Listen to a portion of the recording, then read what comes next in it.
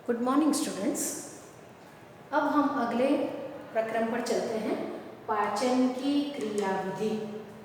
मानव पाचन तंत्र में भोजन कैसे विभिन्न भागों में पाचन की क्रिया करता है।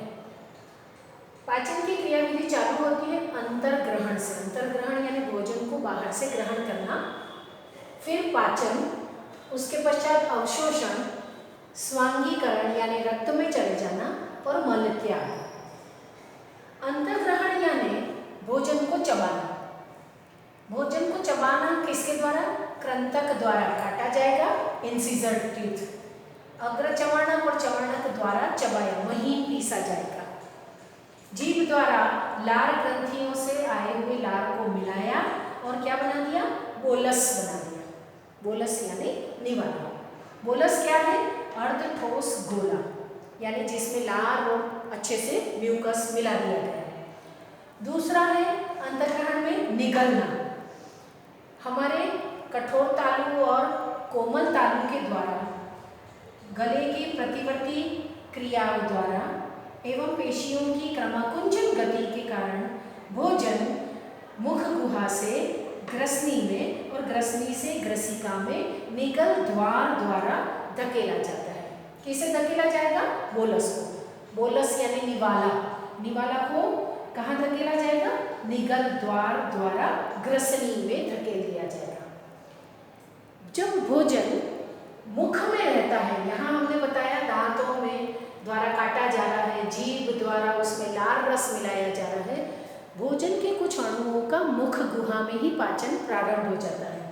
तो पाचन की क्रिया में प्रथम हम पढ़ते हैं मुख गुहा में भोजन का पाचन। मुख गुहा में 3 लार ग्रंथियां हैं, बड़ी लार ग्रंथियां। अधोजिह्वा, अधोजंभ, कर्णपूर्व। अधोजिह्वा यानी जिह्वा के नीचे।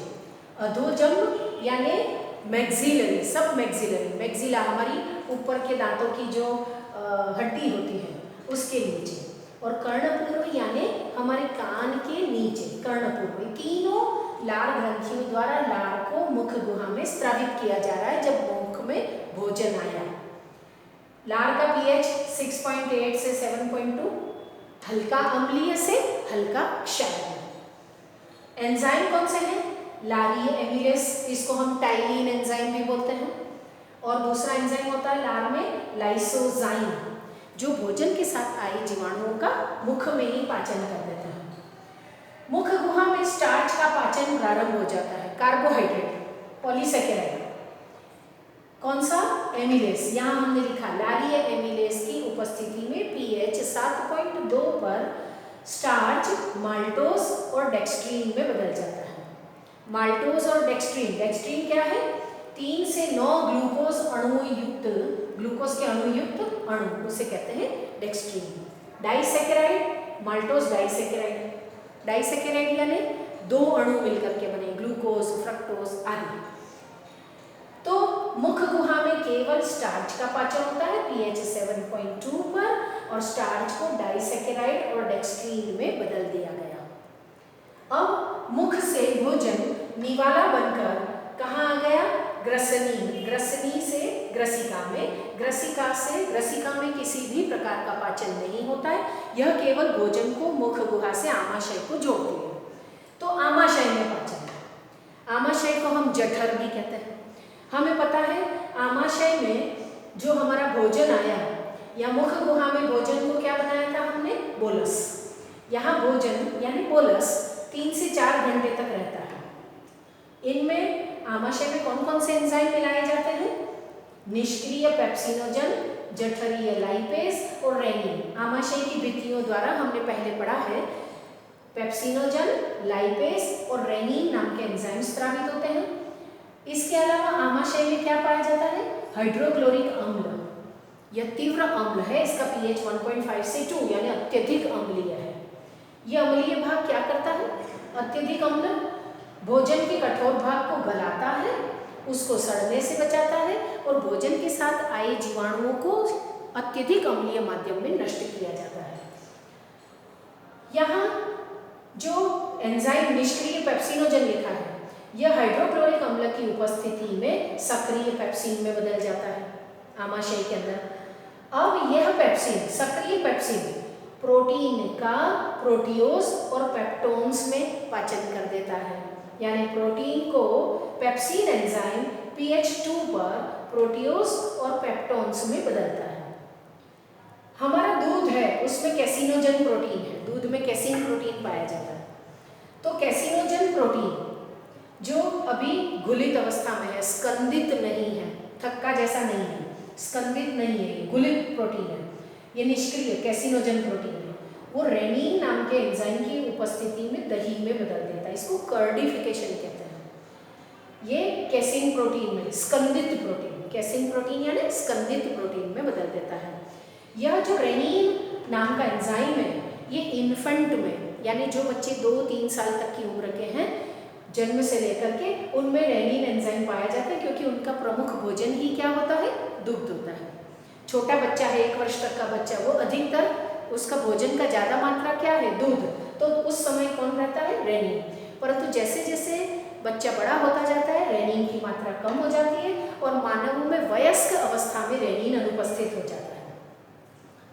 दुग्ध वसा, यानी यहाँ पर हमने लिखा था जठरीय लाइपेज, लाइपेज एंजाइम वसा का पाचन करता है। तो दुग्ध वसा का जठरीय लाइपेज की उपस्थिति में वसा अम्ल और ग्लिसरॉल में परिवर्तन होता है। दुग्ध वसा को हम क्या बोलते हैं, ट्राइब्यूटाइलिन। दुग्ध वसा मक्खन, ट्राइब्यूटाइलिन, ट्राइब्यूटाइलिन, ट्राइब्यूटाइलिन दुग्ध वसा है। इसको किस में बदला जाता है, वसा अम्ल और ग्लिसरॉल में बदल दिया जाता है। तो आमाशय में प्रोटीन का पाचन, देखिए यहाँ मुख गुहा में स्टार्च का पाचन प्रारंभ हो गया था। जैसे ही स्टार्च 7.2 pH पर कार्य करता था, परंतु जैसे ही भोजन आमाशय में आया, हाइड्रोक्लोरिक अम्ल आ गया, माध्यम अम्लीय हो गया। अम्लीय होने पर ये जो एमिलेज एंजाइम था वह निष्क्रिय हो गया। अतः आमाशय में स्टार्च का पाचन या कार्बोहाइड्रेट का पाचन नहीं होता है। अधिकतर प्रोटीन का, दुग्ध वसा का पाचन होता है। यहाँ पर दुग्ध वसा और प्रोटीन का पाचन, यह भी पूर्ण पाचन नहीं है, आंशिक पाचन हुआ है आमाशय में। आमाशय में 3 से 4 घंटे में भोजन लेई के रूप में बदल जाता है, बहुत महीन लेई में, उसे कहते हैं हम अब काइन। तो आमाशय में पाचन होने पर भोजन काइन बन गया और लेई के समान हो गया। अब आमाशय से थोड़ी थोड़ी मात्रा में भोजन ग्रहणी में जाएगा। ग्रहणी और आमाशय के मध्य पाइलोरिक वाल्व है, वह वाल्व थोड़ी थोड़ी मात्रा में भोजन को ग्रहणी में भेजता रहता है।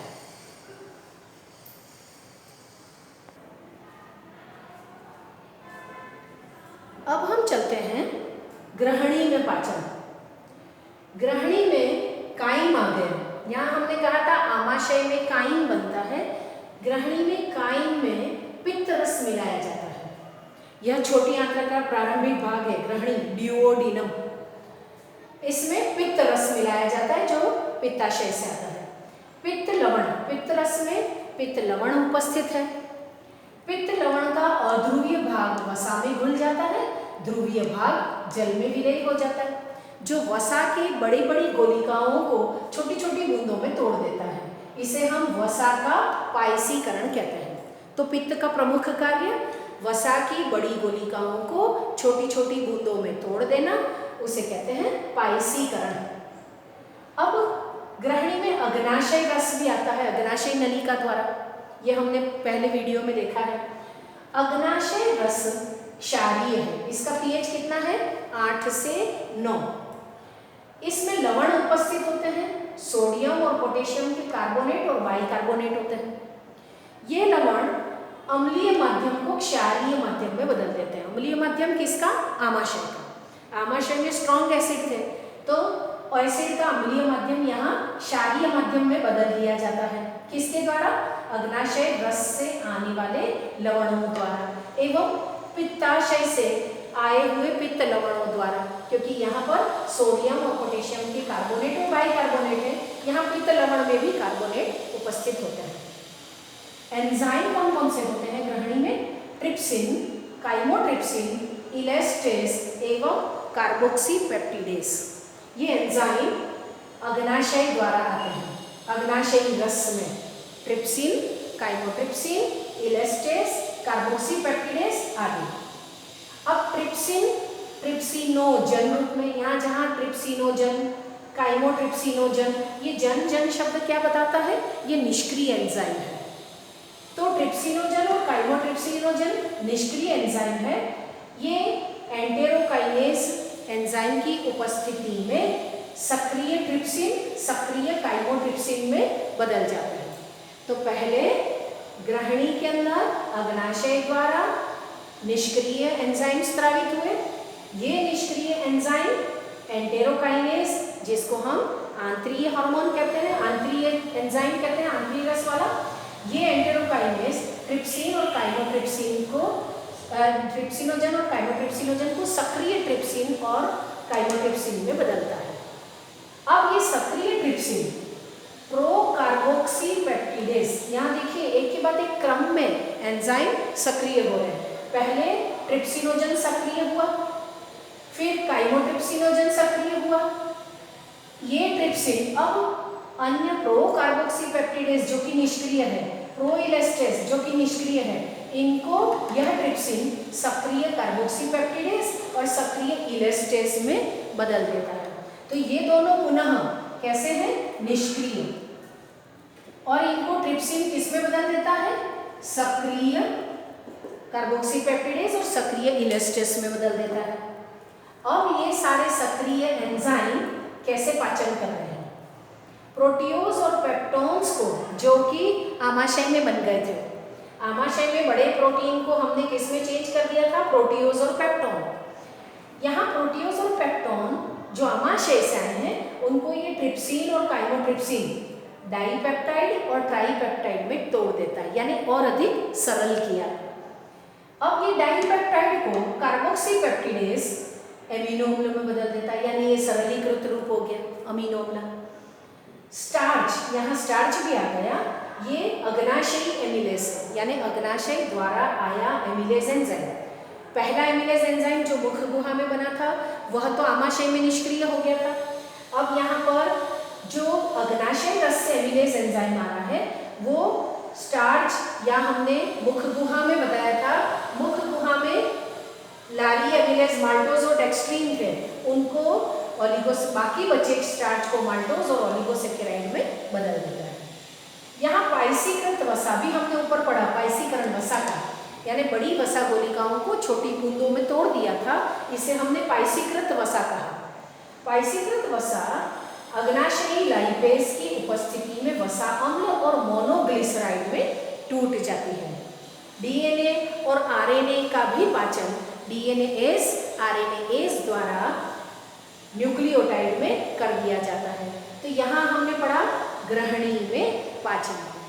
अब हम पढ़ेंगे ग्रहणी के बाद क्या आया था? जेजुनम और इलियम। यहाँ अधिकतर अवशोषण है। पाचन की क्रिया मुख्य रूप से ग्रहणी में और जेजुनम के प्रारंभिक भाग में पूर्ण हो जाती है, उसके पश्चात अवशोषण प्रारंभ हो जाता है। अब हम देखेंगे ग्रहणी के बाद में जेजुनम व इलियम में पाचन।